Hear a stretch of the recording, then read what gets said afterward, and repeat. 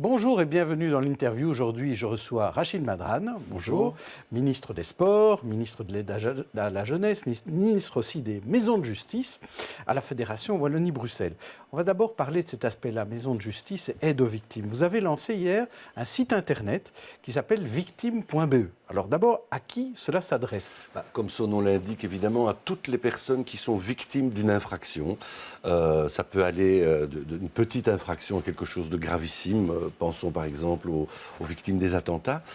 Pourquoi est-ce qu'on a fait ça ? Parce que depuis la 6e réforme de l'État, les maisons de justice ont hérité de la compétence de l'accueil et du soutien aux victimes.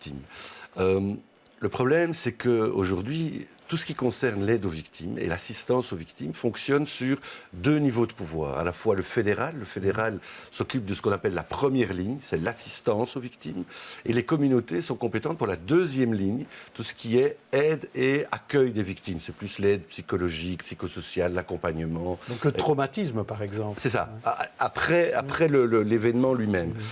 On s'est rendu compte, la réalité, c'est qu'il y a eu malheureusement des difficultés, on peut même parler de certains dysfonctionnements entre la première ligne et la deuxième ligne. Il n'y a pas assez de coordination, pas assez de discussion. Et la grande difficulté, c'est que les victimes, finalement, se retrouvent perdues par rapport à ces deux niveaux de pouvoir et cette multiplicité d'acteurs, finalement. Et donc l'idée, c'était de leur simplifier la vie et pour leur permettre d'avoir un seul endroit dans lequel ils trouvent toutes les informations qui peuvent les orienter vers les différents lieux où ils peuvent obtenir de l'information. Par exemple, pour tout ce qui concerne l'indemnisation des victimes, c'est un des grands problèmes auxquels sont confrontées les victimes. Ça dépend de la première ligne et donc du niveau fédéral. Mais les victimes ne le savent pas toujours. Elles, ce qu'elles ont besoin, c'est un seul endroit où elles vont trouver de l'information. C'est ça qui est compliqué, parce qu'une victime me montrait, ils ont reçu une lettre d'une maison de justice assez vite. Mais par contre, pour l'indemnisation, ce n'est pas les maisons de justice. Non, parce qu'après... Est-ce que ce n'est pas trop compliqué ? La 6e réforme de l'État a finalement mis en place un dispositif qui est sincèrement très fragmenté. On a une fragmentation d'institutions, une fragmentation d'acteurs. On a par exemple la police, on a les services de secours, on a des travailleurs sociaux, on a des magistrats. Bref, il y a trop d'intervenants. Et aujourd'hui, le problème, c'est qu'il n'y a pas un seul lieu. C'est pour ça que, d'abord, on a créé ce site, victime.be, où on trouve toutes les informations. Et par ailleurs, j'ai demandé... On peut aller plus loin, quand même. Oui, c'est pour ça que j'ai demandé au niveau fédéral de créer une ligne verte fédérale pour l'ensemble du pays, pour toutes les victimes, qu'elles soient néerlandophones, francophones, bruxelloises ou germanophones. Il faut un endroit qui centralise tout au niveau de l'information et il faut par ailleurs un guichet unique. Je pense que c'est nécessaire. On a un protocole d'accord, en fait, aujourd'hui, qui fonctionne entre les différents niveaux de pouvoir, mais ce protocole doit se transformer en accord de coopération, et c'est ça qu'on essaye de faire et que j'ai relancé. Mais vous l'avez vu, les choses sont compliquées, et pour moi, ce qui est le plus important, c'est qu'au traumatisme vécu par une victime, il ne faut pas rajouter un traumatisme secondaire, qui est le fait que la victime doit en plus elle-même trouver les endroits où elle peut obtenir de l'information et où elle peut être aidée. Et donc ce site, aujourd'hui, permet à toutes les victimes de trouver une information et un endroit où elle pourrait être aidée. On est quand même dans un drôle de pays où on régionalise, on communautarise, et puis on est obligé de tout regrouper, tout réfédéraliser. Bizarre. Alors parlons quand même de stade. Il y a un nouveau patron pour le Van Damme, c'est Cédric Van Branteghem, qui remplace Wilfried Meert, qui lui a passé 40 ans, on les voit là tous les deux, très contents de ce passage de main. Mais le Van Damme, il va aller où ? Ça reste encore manifestement une question. Pour cette année, manifestement, il n'y a pas de souci. C'est donc pour 2018 qu'on se questionne. Là, il faut voir évidemment que va devenir le projet de stade national. De toute façon, on ne sera pas prêt avant 2020. Moi, je ne suis pas directement aux commandes, à la manœuvre. Mais vous êtes ministre des Sports, quand même. Tout à fait. Mais de la communauté française, je n'ai pas les infrastructures. Moi, dans mes attributions, le stade, vous le savez, le stade Droit-Baudouin appartient à la ville de Bruxelles. C'est la région bruxelloise qui est l'opérateur, qui est derrière ce projet. En tout état de cause, quoi qu'il se passe, ce serait quand même dommage que dans ce pays, on soit incapable de créer un stade national pour le pays. Et donc aujourd'hui, moi, ce que je regrette, c'est que les différents niveaux de pouvoir, pas seulement la région qui est derrière ce projet, la ville qui est derrière, mais je ne vois pas tous les autres niveaux de pouvoir, je pense par exemple au fédéral, je trouve regrettable qu'il n'y ait pas quelque part une forme d'union nationale autour de la région pour pouvoir développer ce projet de stade. On voit bien aujourd'hui qu'on nous parle de sentiers qui n'existent plus mais qui sont toujours là. J'ai l'impression que si ce stade avait été installé ailleurs dans le pays, les choses se seraient passées plus facilement. Une nouvelle fois, c'est de nouveau vis-à-vis de Bruxelles qu'on complique les choses. Moi, je suis très très triste. J'espère qu'on y arrivera. Et moi, en tout cas, si je peux jouer le moindre rôle de facilitateur, je le ferai. Donc moi, ma position est très simple. Je suis totalement derrière la région bruxelloise. Mais vous n'avez pas de stade dans votre poche. Je n'ai pas les infrastructures, vous l'avez dit tout à l'heure. Ce pays est compliqué. Je suis le ministre des Sports, mais je n'ai pas les infrastructures dans mes attributions. Il y a un ministre qui se charge des infrastructures en Wallonie et il y a un ministre qui se charge des infrastructures à Bruxelles. Les choses ne sont pas simples dans notre beau petit pays. Mais par contre, une bonne nouvelle, ce matin, vous l'avez appris, il y a le monde du hockey bruxellois et pavoise. D'abord, il y a John Domen, qui est le meilleur hockeyeur du monde. C'est un Bruxellois qui joue au White Ducks. Et puis, il y a une arbitre, Laurine Delforge, qui est bruxelloise aussi, qui a arbitré la finale de hockey à Rio, et qui est aussi honorée par ce prix-là. Vous êtes particulièrement fier de ce résultat ? Non seulement fier, mais je suis vraiment heureux d'abord de voir deux Bruxellois récompensés comme ça. Et quelque part, à travers ces deux récompenses, qui ne sont quand même pas des petites récompenses, c'est la Fédération de hockey qui a fait un travail remarquable depuis de nombreuses années pour faire de cette discipline une discipline qui aujourd'hui rivalise avec les plus grands pays en matière de hockey. Et par ailleurs, c'est aussi, ils ont construit des générations de sportifs. C'est vraiment une génération bénie qui elle-même aujourd'hui est en train de donner une image de ce sport. Je pense que c'est un sport qui est en train de se démocratiser. Et de ce que j'ai comme information, le nombre de demandes d'affiliation aujourd'hui sont énormes.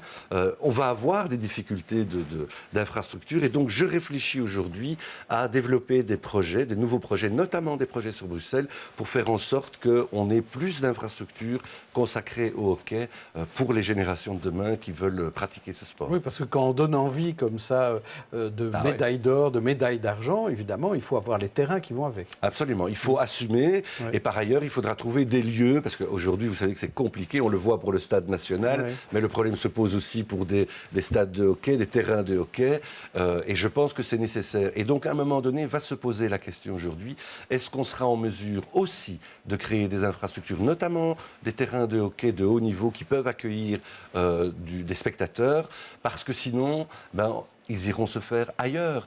Et moi, j'ai soutenu, par exemple, le match retour, si on peut dire, de la finale de hockey. C'était Belgique-Argentine. J'ai financé cette initiative. On a installé des gradins provisoires. Oui, il y avait 10 000 personnes. Près de 10 000 personnes qui sont venues. Donc, ça prouve le succès et l'enthousiasme de ce sport. Et par ailleurs, j'ai été frappé parce que c'est aussi un sport familial. Les gens viennent en famille avec les enfants. Donc, c'est un réel succès.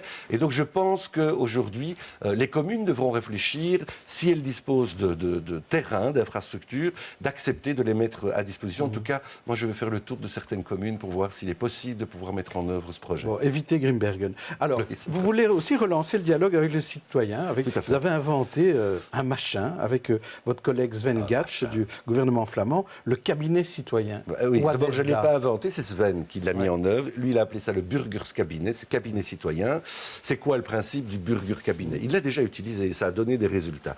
L'idée, c'est simple, c'est-à-dire qu'on a créé un site, cabinet citoyen, les gens peuvent s'inscrire. L'idée, c'est comment vous voyez Bruxelles ? Comment vous percevez ? Qu'est-ce qu'il faudrait améliorer en Flandre, en Wallonie et à Bruxelles ? On interroge les citoyens sur la plateforme dynamique.